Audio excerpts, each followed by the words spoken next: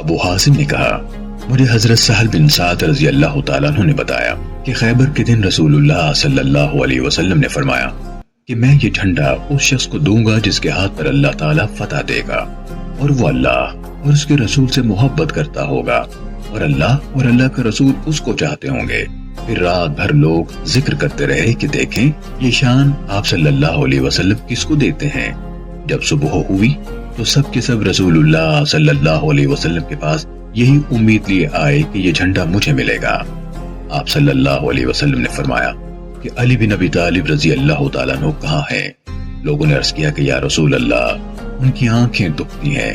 پھر آپ صلی اللہ علیہ وسلم نے انہیں بلا بھیجا اور ان کی آنکھوں میں تھوک لگایا اور ان کے لیے دعا کی تو وہ بالکل اچھے ہو گئے، گویا ان کو کوئی تکلیف نہ تھی۔